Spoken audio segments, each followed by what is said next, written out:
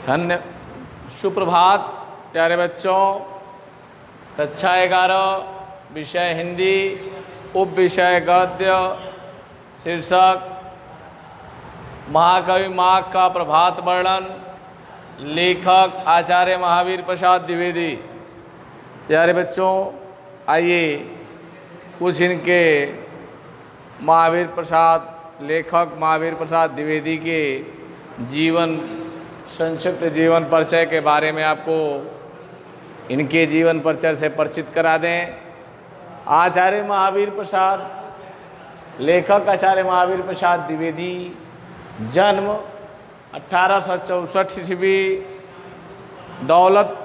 जन्म स्थान दौलतपुर, रायबरेली, उत्तर प्रदेश। कार्य क्षेत्र लेखक व एवं कवि, जो है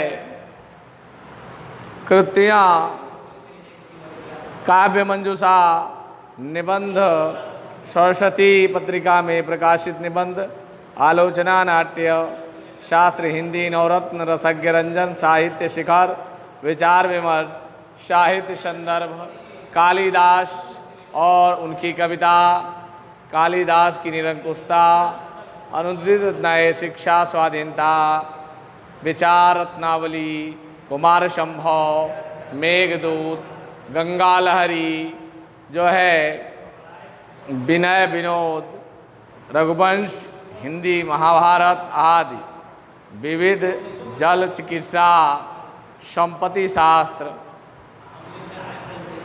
वक्तृत्व कला आदि।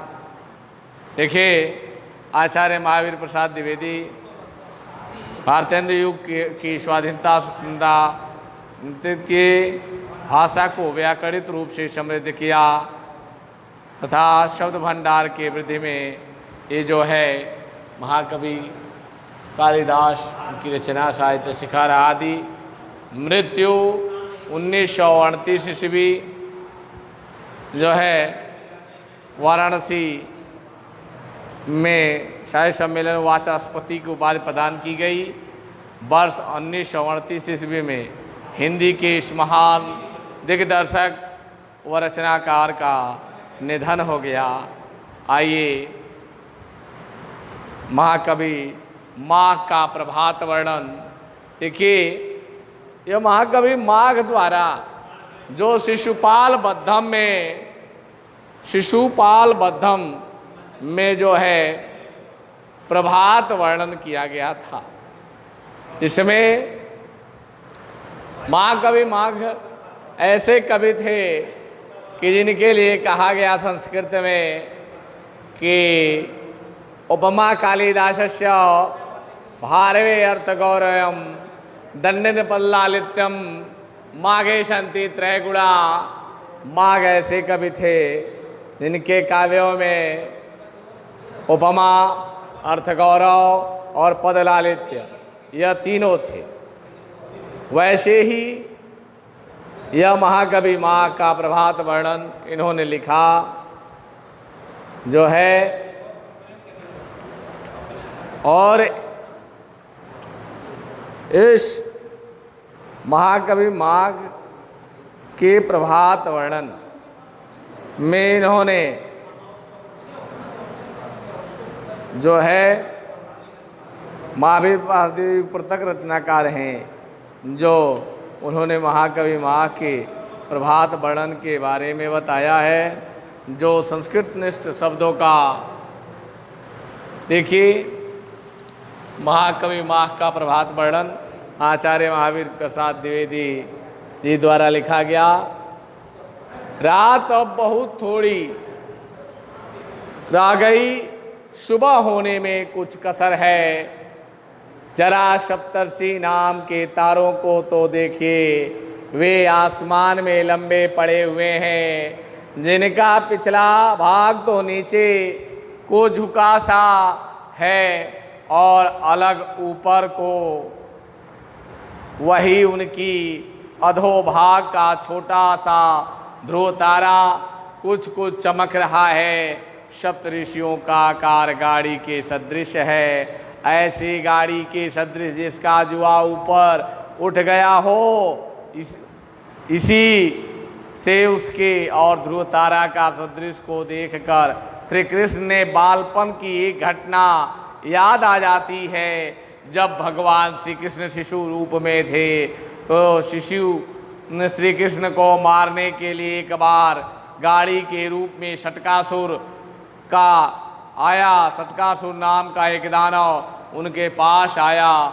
श्री कृष्ण ने पालने में पड़े ही पड़े, खेलते खेलते उसे एक लात मार दी। उसके आघात से उसका अग्रभाग ऊपर को उठ गया और पश्चात भाग जो है खड़ा ही रह गया। श्री कृष्ण के तले आ गए। वही दृश्य इस समय सप्तर्षियों की औस्तिथि का है। वे तो कुछ उठे हुए से लंबे पड़े हैं, छोटा सा ध्रुव उनके नीचे चमक रहा है। देखिए, ये कह रहे हैं कि पूर्व दिशा रूपणी स्त्री जो है, बात कभी कहना चाहते हैं कि रात कुछ ही है और रात जो है व्यतीत हो चुकी है। जो सप्तऋषि तारे जो हैं और उनके नीचे ध्रुव तारा जो है वो चमक रहा है। ऐसी घटना भगवान कृष्ण के बालपन में आती है। जब शटकासुर गाड़ी के रूप में आता है भगवान कृष्ण को मारने के लिए, तो पलने से ही वह अपने पैर के अग्रभाग से ऐसे लात उसे मारते हैं कि वह स्वयं जो है उसका जुआ उठ जाता है, उठा का उठा ही रह जाता है और वह जमुना नदी में जाकर गिर जाता है। देखिए, पूर्व दिशा रूपणी स्त्री की प्रभाव उस समय बहुत ही भली मालूम होती है। वह हंस सी रही है। वह यह सोचती सी कि इस चंद्रमा ने जब तक मेरा साथ दिया तब तक हम मेरी संगति में रहा, तब तक उदित ही नहीं रहा।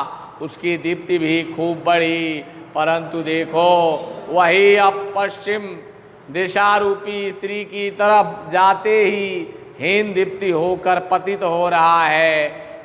इसी से पूर्व दिशा चंद्रमा को देख देख प्रभा के बहाने ईर्ष्या जाते हैं से मुस्का सी रही है, परंतु चंद्रमा को उसके हंसी मजाक का कुछ भी परवाह नहीं है। वह अपने ही रंग में मस्त मालूम होता है।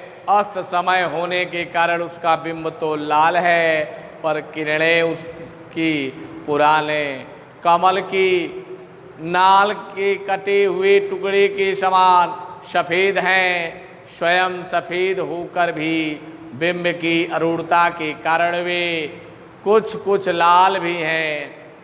कुमकुम मिश्रे सफ़ेद चंदन में के सदृश उन्हीं लालिमा मिली हुई है। सफ़ेद किरणों से चंद्रमा पश्चिम दिग्बधू का श्रृंगार सा कर रहा है।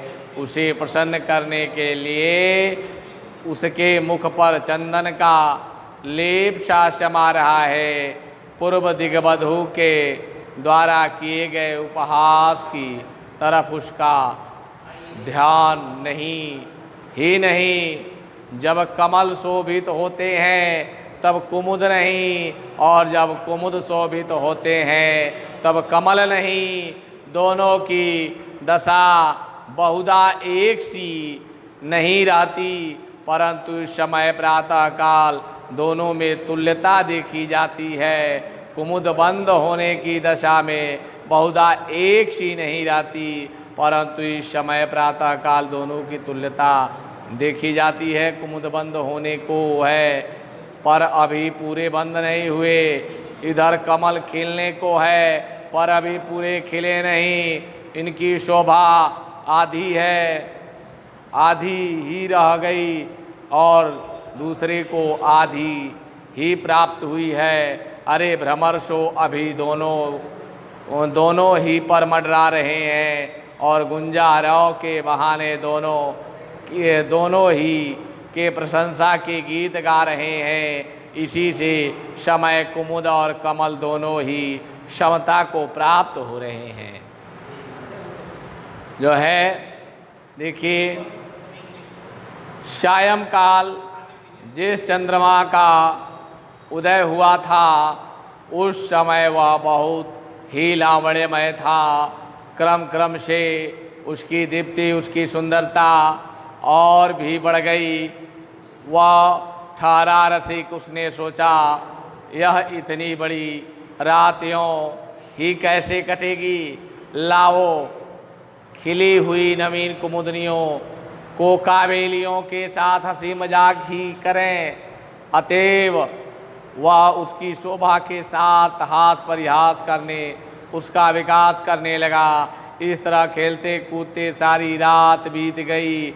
वह थक भी गया, शरीर पीला पड़ गया, कर किरण जाल अस्त्रस्त अर्थात शिथिल हो गया। इससे वह दूसरी दिवंगना पश्चिम दिशा की गोद में जा गिरा। यह शायद उसने इसलिए किया कि रात भर के जगे हैं, लाओ अब उसकी गोद में आराम से सो जाएं। देखिए, यह जो है पूर्व दिशा रूपी 9 वधू जो है स्त्री की प्रभा इस समय मालूम होती है, क्योंकि प्रातः काल की बेला हुई है। दोनों वास्तव में वह पूर्व दिशा एक नई नवेली सुंदरी की तरह लग रही है, क्योंकि जैसे 16 श्रृंगार से लदी कोई नायिका हो, 16 श्रृंगार किए हुए कोई नायिका हो, उस समान यह पूर्व दिशा प्रतीत हो रहा है। क्योंकि अब रात समाप्त हो गई है और जो है सुबह प्रातः काल होने वाले हैं, हो गए हैं, जिस समय कमल खिलने वाले और कुमुद जो है अब सिकुड़ने वाले हैं, जो है दो बंद होने वाला है। लेकिन जो है यह दोनों की एक समानता है, दोनों पर जो है भौरे गुंजार कर रहे हैं।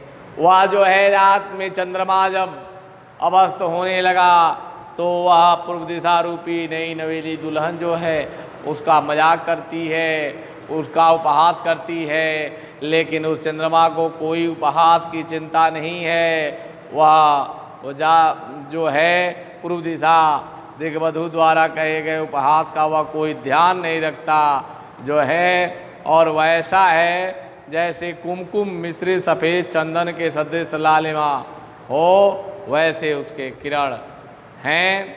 देखिए, आज जब वह दोनों पर ही भौरे मंडरा रहे हैं और दोनों का रसापान कर रहे हैं, जो है आज सायंकाल चंद्रमा उदय हुआ। फिर अंधकार के विकट वैरी के महाराज अंशुमाली अभी तक दिखाई भी नहीं दिए, तथापि उनके सारथी अरुण ही ने उनके अवतीर्ण होने से पहले ही थोड़े सी जो है दिखाई नहीं दिए, तथापि उनके अवतीर्ण होने से पहले थोड़े ही समस्त तिमिर का समूल नाश कर दिया। यह बात है कि जो प्रतापी पुरुष अपने तेज और अपने शत्रुओं का पराभव की शक्ति रखते हैं, उनके अग्रगामी सेवक भी पराक्रमी नहीं होते। जो है स्वामी के श्रम न देखकर वे खुद ही उनकी विपक्षियों का उच्छेद कर डालते हैं। इस तरह अरुण के द्वारा अखिल अंधकार तिरोभाव होते ही बेचारी रात पर आफत आ गई। इस दशा में वह कैसे ठहर सकती, निरुपाय होकर जो है वह भाग चलती है। रह गई दिन और रात की संधि अर्थात प्रातःकालीन संध्या। सो अरुण कमलों को आपकी अल्पवयस्क सुता सदृश संध्या के लाल लाल और अतिशय कोमल हाथ पैर समझिए, मधुमालाओं के छाए हुए नील कमलों को ही काजल लगी हुई उसकी आंखें जानिए, पक्षियों को कलकल शब्द को ही उसकी तोतली बोली का अनुमान कीजिए।